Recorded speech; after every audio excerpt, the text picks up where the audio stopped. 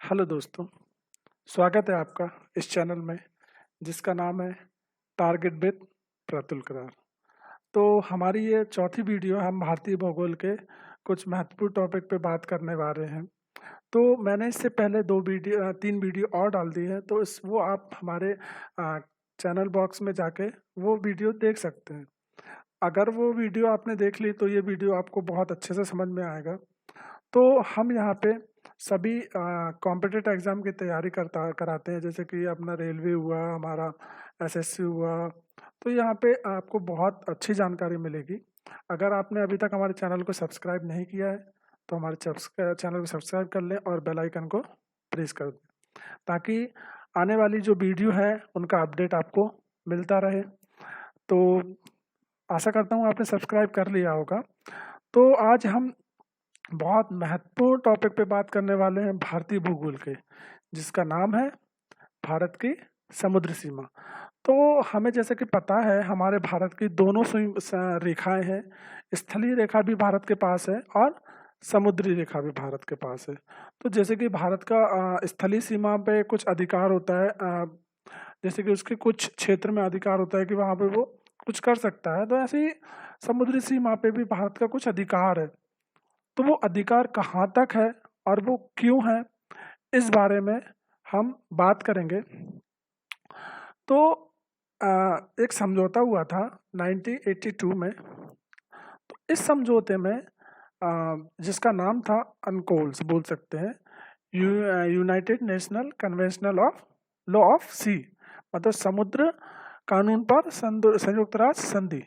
तो ये एक समझौता हुआ जिसमें सभी देशों को उनके कुछ दूरी तक, जैसे कि हम बोले कि बहुत जो समुद्र है हमारा बहुत ज़्यादा एरिया में है, तो कुछ हम दूर तक नहीं जा सकते, तो कुछ एरिया बांट दिया गया है कि आप यहाँ तक आपने यूज़ कर सकते हैं पानी का, आप जहाँ से संसाधन यूज़ कर सकते हैं, या फिर यहाँ पे आप साफ सफाई कर सकते हैं। तो ये सारी जो संधियाँ हुई सारे देशों को मिला के उसको समुद्री कानून पर संयुक्त राष्ट्र संधि कहा जाता है, जो 1982 में हुई थी।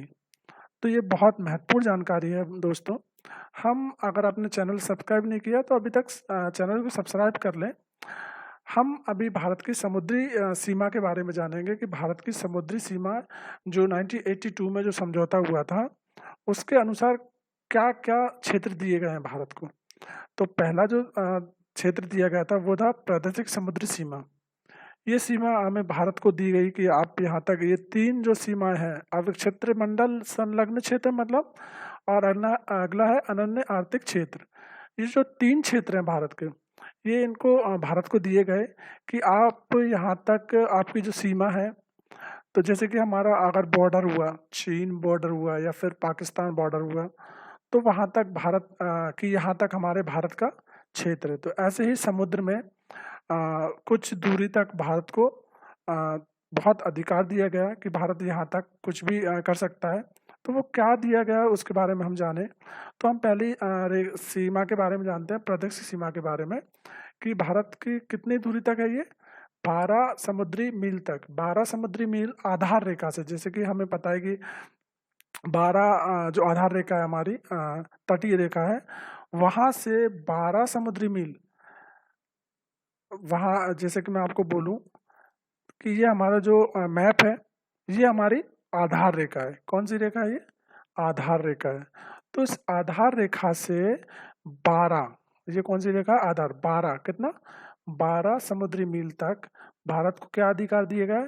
यहाँ पे संपूर्ण अधिकार दिए गए। संपूर्ण अधिकार मतलब यहाँ तक भारत का जो निजी क्षेत्र है, वो कह सकते हैं कि हम यहाँ तक भारत अपना पूरा कुछ भी कर सकता है, जा सकता है, घूम सकता है, जैसे कि हम अपने अलग अलग अलग राज्यों में घूम सकते हैं।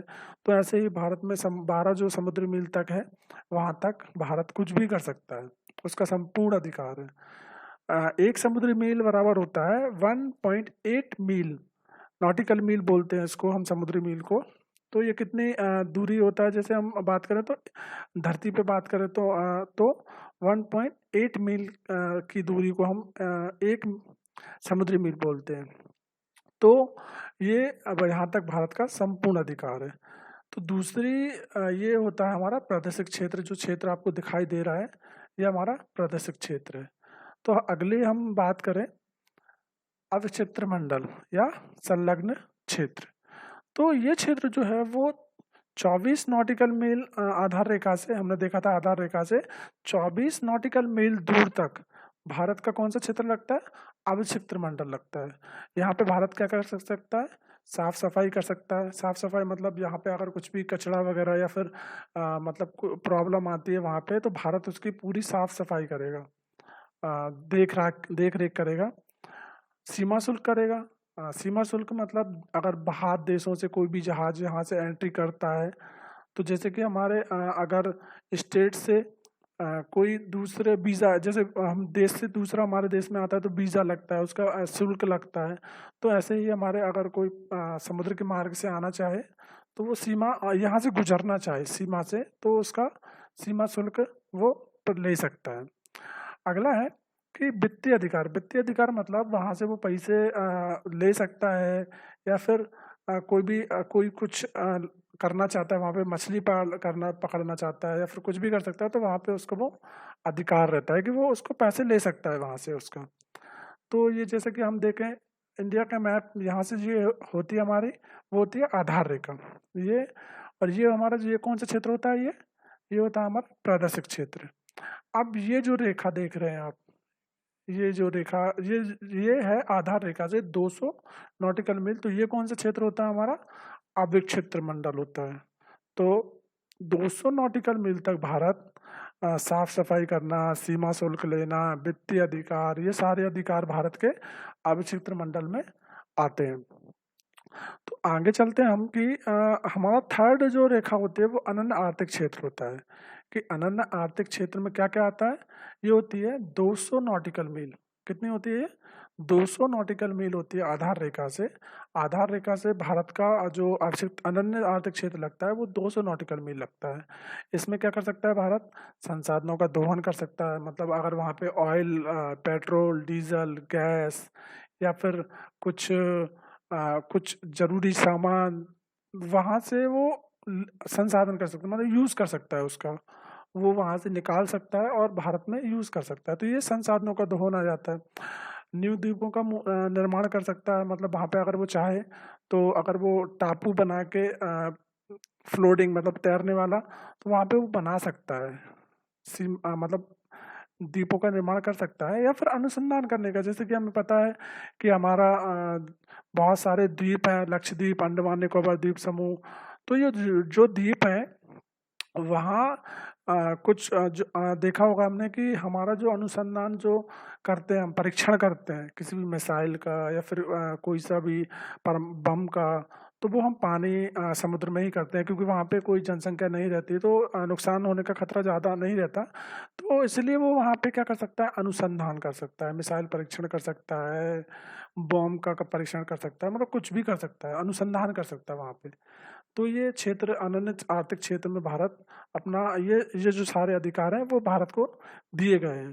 तो जैसे कि हम देखें कि ये हमारा आधार रेखा मैप में, ये हमारा कौन सा क्षेत्र होता है? ये होता है हमारा कौन सा? प्रादेशिक क्षेत्र। और ये जो हमारा क्षेत्र होता है ये कौन सा होता है? हमारा अवक्षेत्र मंडल। और ये जो तीसरा जो क्षेत्र है 200 नॉटिकल मील, ये कौन सा क्षेत्र है? हमारा अनन्य आर्थिक क्षेत्र। तो ये तीन जो क्षेत्र सीमाएं दी गई हैं भारत को कि आप इतने दूर तक भारत क्या क्या कर सकता है। हमने देखा कि प्रादेशिक एक बार रिवीजन करते हैं थोड़ा सा कि प्रादेशिक क्षेत्र में भारत क्या कर सकता है? संपूर्ण अधिकार रहता है भारत का। वहाँ पे भारत कुछ भी कर सकता है, संपूर्ण अधिकार रहता है। दूसरा है हमारा अवक्षेत्र मंडल। यहाँ पे साफ सफाई करना, सीमा शुल्क लेना, और जो मतलब प्रॉब्लम आती है वहाँ पे वो कर सकता है। अब तीसरा देखें तो अनन्य आर्थिक क्षेत्र पे यहाँ पे अनुसंधान कर सकता है, वो न्यू द्वीपों का निर्माण कर सकता है, या फिर अ, संशोधन कर सकता है, ऑयल, डीजल, पेट्रोल, कुछ भी कर सकता है, अनुसंधान कर सकता है। तो यहाँ से भारत को तीन जो क्षेत्र दिए गए हैं, तो इसमें भारत को जो 1982 में हुआ था, तो उसके अनुसार ये भारत को तीन रेखाएं दी गई, सीमाएं दी गई हैं। तो ये आपको बहुत अच्छे से समझ में आया होगा, आशा करता हूँ ऐसा। अगर आपने अभी तक चैनल सब्सक्राइब नहीं किया है तो प्लीज़ चैनल को सब्सक्राइब कर दें और बेल आइकन को दबा दें। ऐसी ही अगली वीडियो मैं आपसे इस वीडियो में कुछ प्रश्न करना चाहूँगा, जिसका आंसर मैं आपको अगली वीडियो में दूंगा। इस क्वेश्चन का आप आंसर हमारे कमेंट बॉक्स में कर सकते हैं और मैं इसका आंसर आपको अगली वीडियो में दूंगा। तो आप देखते हैं आपकी तैयारी कैसी चल रही है। तो पहला हम जो क्वेश्चन है हमारा वो है, सबसे पुरानी चट्टान कौन से क्रम की चट्टान है? भारत की है ये, कि भारत में सबसे पुरानी चट्टान कौन से क्रम की चट्टान है? जैसा कि हमें पता है कि भारत में 6 प्रकार की चट्टानें हैं, उनमें से सबसे पुरानी चट्टानें कौन सी हैं? तो पहला ऑप्शन है हमारा आर्कियन क्रम की चट्टानें, दूसरा हमारा है धारवाड़ा क्रम की चट्टानें, तीसरा हमारा है कुड़प्पा क्रम की चट्टानें और चौथा हमारा है गोंडवाना क्रम की चट्टानें। तो मैं आशा करता हूँ कि मतलब आप ये हमारे कमेंट बॉक्स में इसका आंसर कर सकते हैं और मैं इसका आंसर आपको अगली वीडियो में ज़रूर दूंगा। तो धन्यवाद। और अगर आपने अभी तक हमारी जो पुरानी वीडियो हैं वो नहीं देखी हैं तो प्लीज़ हमारे जाके एक बार उनको देख लीजिए, जिससे कि आपको आने वाले जो एग्ज़ाम है उनमें आसानी मिल सके। तो धन्यवाद और मिलते हैं अगली वीडियो में। Thank you so much.